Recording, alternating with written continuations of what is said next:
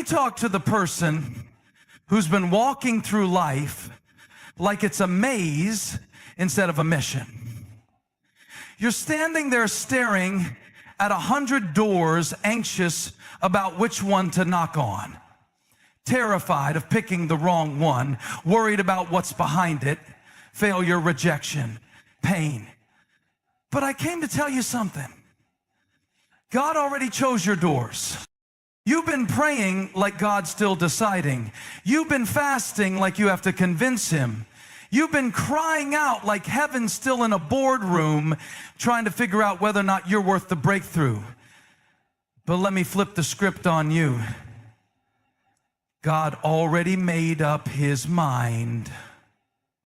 What you call a mystery, heaven calls a memory. It's already done in the mind of God.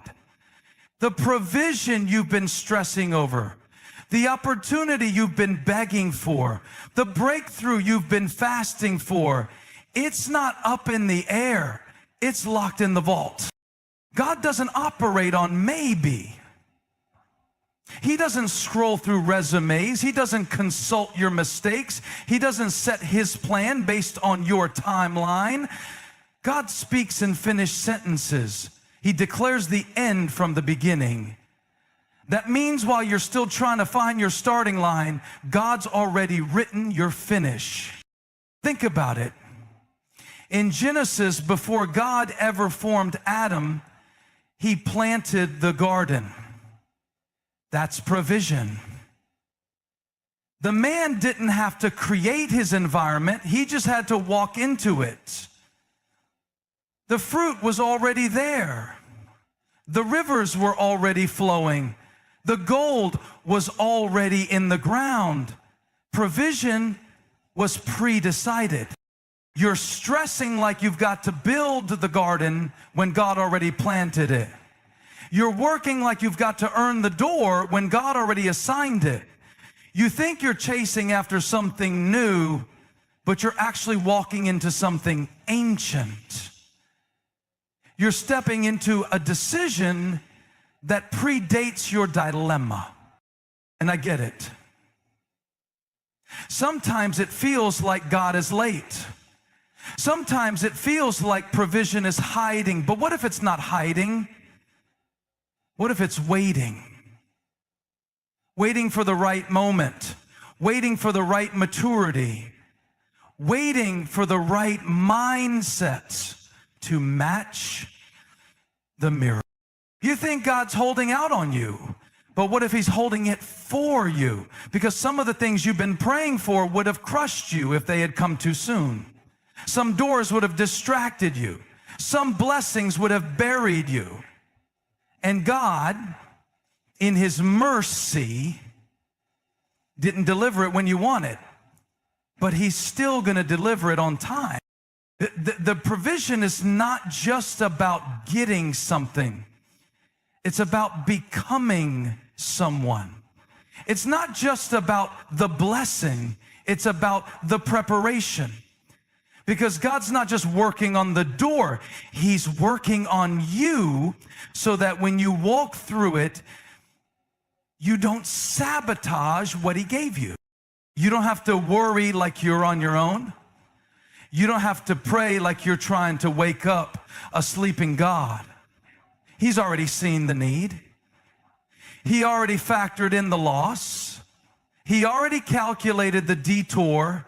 He already knew about the diagnosis. He already anticipated the setback. And he still made provision. You thought the layoff surprised him? You thought the heartbreak caught him off guard? You thought the anxiety disqualified you? You thought the detour canceled your destiny? Not even close. God saw it. He planned for it. He made a way through it. The Bible says in Exodus 16 that when the Israelites were in the wilderness, God rained down manna from heaven. But catch this, it only came after they left Egypt. Why? Because they didn't need supernatural provision in slavery. They needed it in freedom. Some of you are crying because the provision isn't where you used to be. It's because God already moved it to where you're going. The provision you're praying for doesn't exist in the comfort zone you're clinging to. It exists in the step of obedience you haven't taken yet. That's why God told Abraham, go to the land I will show you, not I'll show you, then you go. No, and I'll show. Because the provision was attached to the move. It was pre-decided, but not pre-revealed. You want the map. God gives you the moment. You want the details. God gives you direction. You want control. God gives you calling. So maybe the real question isn't, will God provide? The question is, will you walk like He already has? Because until you believe the provision is pre-decided, you'll keep living like it's up for grabs. You'll keep chasing things He already sent. You'll keep begging for doors He already opened. You'll keep waiting for a yes that's already written in the blood of Jesus. This is not a guessing game. This is a God who goes before you. A God who is never surprised. A God who prepares a table in the presence of your enemies, not in their absence. That's how sure He is. That's how complete He is. There's a lie that's been whispering in your ear telling you that if you just worry enough, if you just stress harder, if you just think through every possibility, you'll somehow control the outcome. Like worry is the key that will unlock your future, like anxiety is the fuel that powers your breakthrough. But let me tell you something. Worry doesn't open doors. Faith does. Think about it. Worry is like spinning your wheels in mud. It looks like effort, but it gets you nowhere. You can pace the floor, toss and turn, run through every worst case scenario in your head, and what happens? Nothing changes. The door stays shut. The opportunity stays distant. The problem stays the problem. Because worry is a thief. It steals your peace, your focus, your energy, and gives you nothing in return. The Bible says in Matthew 6:27, who of you by worrying can add a single hour to your life? Not one. And yet worry is the default for so many. It's the background noise in the mind of the dreamer. The secret fear behind the prayers. But here's the truth. You cannot worry your way into a miracle. You cannot stress your way into success. You cannot fear your way. Worry worked. We'd all be living the life we want by now. But worry only builds walls. Walls of doubt. Walls of fear. Walls that keep you from stepping forward. Doors don't respond to worry. They respond to faith. Doors open when you trust God's timing, not when you try to force it. Doors swing wide open when you believe God's promises more than your problem. Now, faith is not some vague feeling or blind optimism. Faith is confidence in what you hope for and assurance about what you do not see. It's stepping out even when the path is unclear. It's walking through the valley of the shadow of death without turning back. Faith moves before you see the door open. Remember Peter when he stepped out of the boat? The wind was howling, the waves were raging, and everyone else was terrified. But Peter's faith told him to step forward. His faith said, I'm walking on water because Jesus told me to. It was faith, not fear, that opened that moment. Worry would have kept Peter anchored in the boat, stuck in his comfort zone, afraid of the unknown. But faith is what made the impossible possible. When you worry, you're holding on to what you see. Your circumstances, your failures, your doubts. But faith looks beyond the seen and reaches for the unseen. Faith trusts the voice of God over the noise of the enemy. Faith says, even though I can't see the whole staircase, I'm taking the first step anyway. Doors are not opened by your logic or your hustle. Doors are opened by a supernatural power that moves when you release control and put your trust in God. You can plan, you can prepare, you can pray. And then you have to walk by faith, not by sight.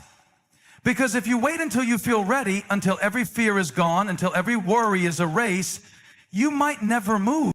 Faith also requires patience.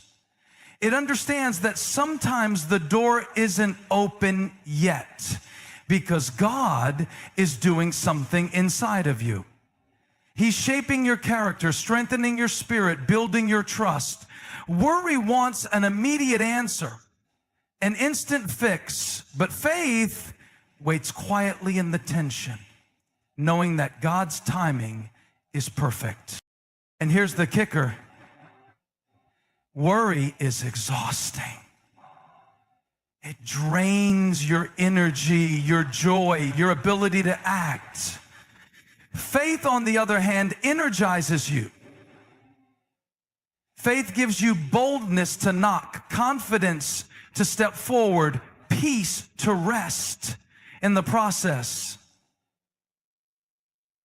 When you choose faith, you don't just open doors, you open yourself up to the power of God working through you. I want you to imagine what your life would look like if you stopped worrying about the doors you can't control and started stepping boldly through the ones God's already opened. How much weight would be lifted off your shoulders? How much freedom would flood your spirit? Worry chains you to anxiety and fear. Faith sets you free to move, to grow, to receive what God has prepared. It's easy to say have faith, but it's another thing to live it when the odds seem stacked against you. That's where faith becomes a choice, not just a feeling. You have to choose faith every day. Choose to believe that God's got your back when the door seems locked. Choose to trust His plan when the way is unclear. Choose to believe that even in the waiting, something is working behind the scenes. And sometimes faith means knocking repeatedly. It means perseverance. It means showing up even when it feels like the door won't open. Because doors often open after persistent faith, not after passive worry. You can't wait for perfect circumstances. You can't wait for fear to disappear.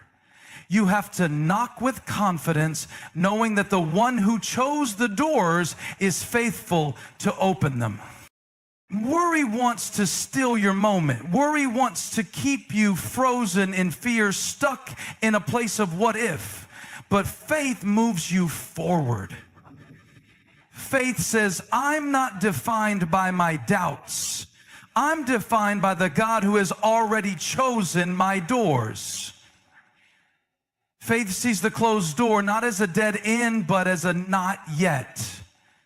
Faith presses in, knocks again, steps out, and believes the door will open. There's something about a closed door that feels like the end of the road. It feels like rejection, failure, missed opportunity, a dead end. You knock, you try, you pray, and the door just doesn't budge. And your first instinct is to panic. You think, God, what's going on? Why is this door closed? Am I off track? But what if I told you that closed doors are not just obstacles, they are divine direction? When God closes a door, He's not punishing you or shutting you out. He's redirecting you. He's steering you away from what could have been harm disguised as blessing. He's guiding you towards something greater than you could have imagined on your own. Closed doors are sometimes God's way of saying, not this way, not now. Trust me to lead you. Think about Joseph in the Bible. His door was slammed shut over and over again, sold into slavery, falsely accused, thrown into prison. Each door was closed to what he thought was his path.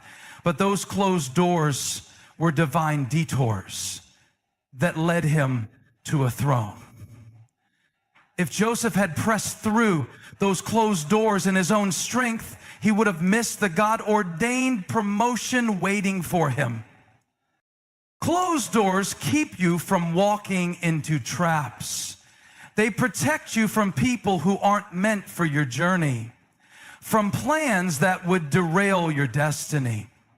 God's no is not just a refusal, it's a reroute.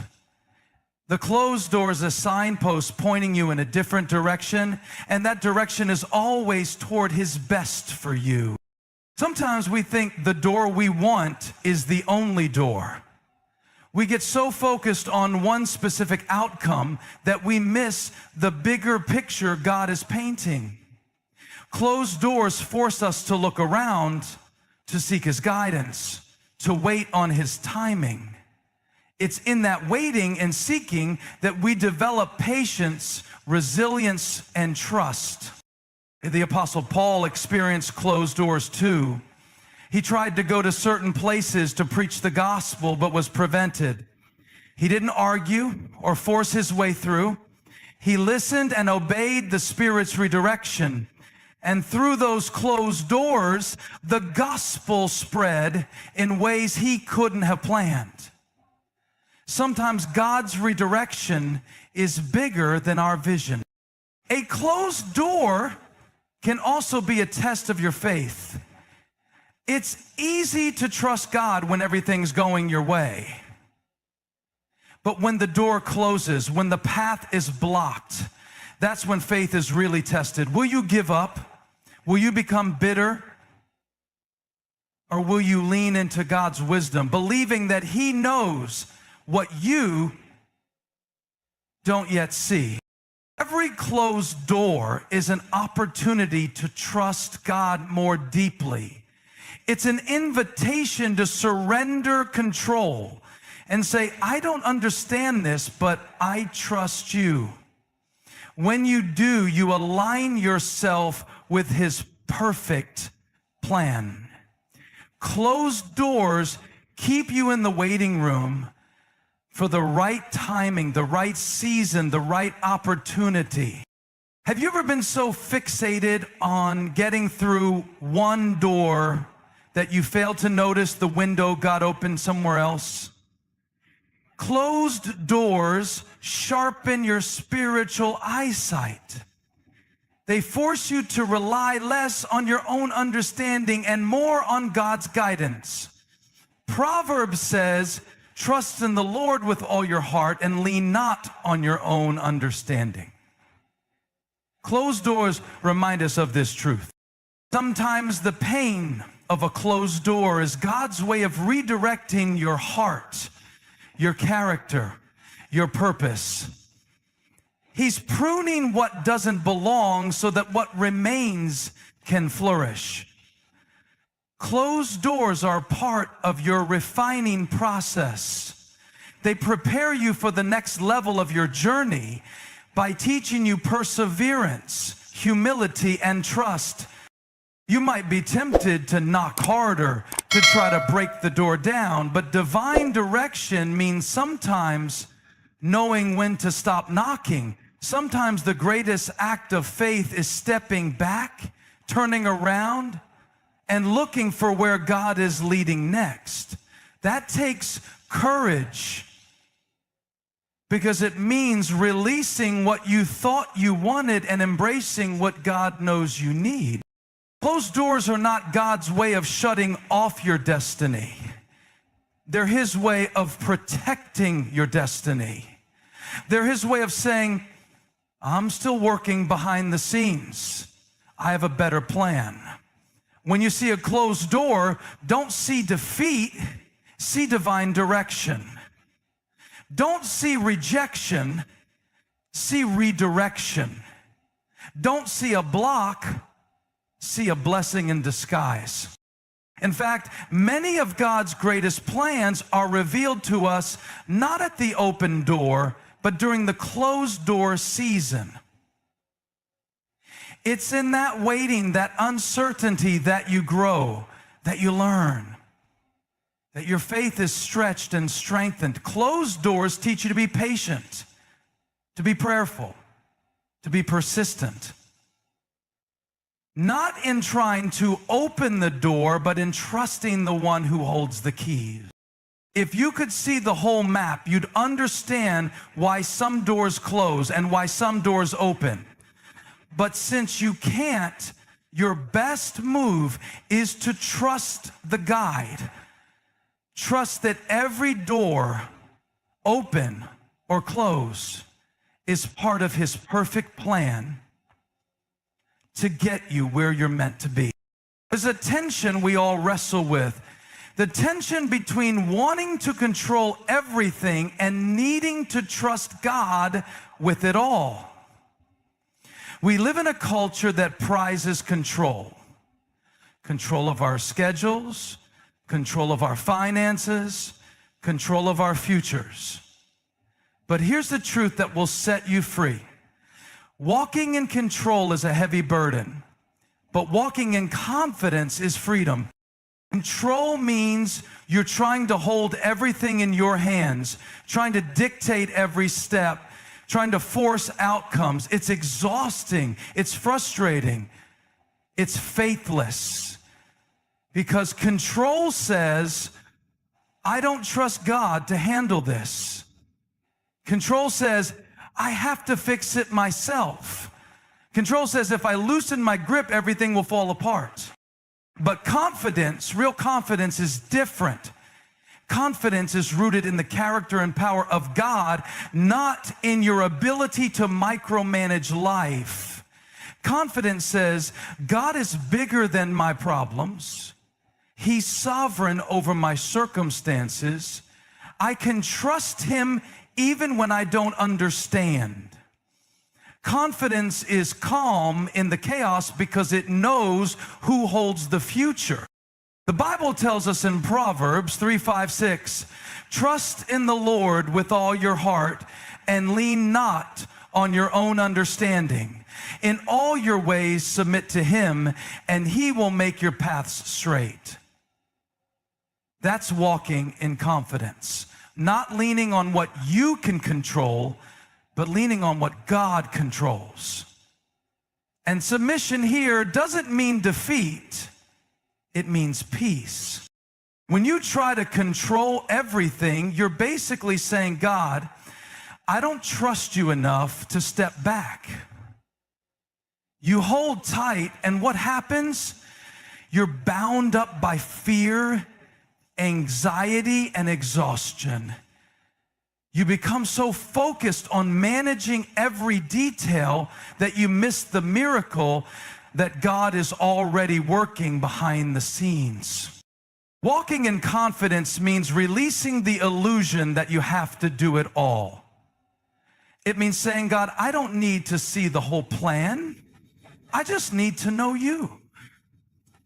It means trusting that even when the path is unclear, even when the door seems closed, God is in control.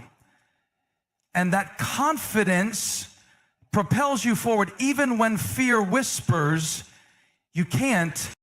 Confidence comes from experience, seeing God come through again and again. It's not blind faith, it's tested faith. It's the kind of faith that says, I don't have to understand every detail because I have seen God's faithfulness. It's the faith that Caleb had when he said, give me that mountain. He didn't see the whole battle plan, but he knew the God who fought for him. Control tries to plan for every worst case scenario, but confidence says, I'll walk forward one step at a time, knowing God has my back. Confidence allows you to move boldly because it rests in the promise that God's got this. Even when the door is still closed, even when the road is rough. You see, walking in control is heavy because it's all on you. But walking in confidence is light because it's all on him. Jesus said in Matthew 11:28-30, come to me, all you who are weary, and I will give you rest. Rest isn't found in controlling your life. Rest is found in confidence. Confidence that God is bigger than your burden. Confidence also changes the way you face opposition. When you walk in control, opposition feels like a threat. When you walk in confidence, opposition feels like an opportunity for God's power to be displayed. You begin to see challenges not as roadblocks, but as opportunities to grow and trust God more deeply. Sometimes God calls you to take a step without knowing exactly how it's going to work out. That's when confidence is critical. You don't have to have the whole map in your hands, but you do have to have your hand in God's. You walk forward knowing that even if you don't control the outcome, you are not walking alone. Walking in confidence doesn't mean you won't feel fear. It means you choose faith over fear anyway. It means you acknowledge the unknown, but you refuse to be paralyzed by it. You keep your eyes on God, not your circumstances. And in that, you discover a peace that surpasses understanding. When you walk in control, you're living out of fear. Fear of failure, fear of rejection, fear of the unknown. But when you walk in confidence, you're living out of faith. Faith that God's promises are true, that his timing is perfect, that his power is enough. That kind of faith fuels boldness and resilience.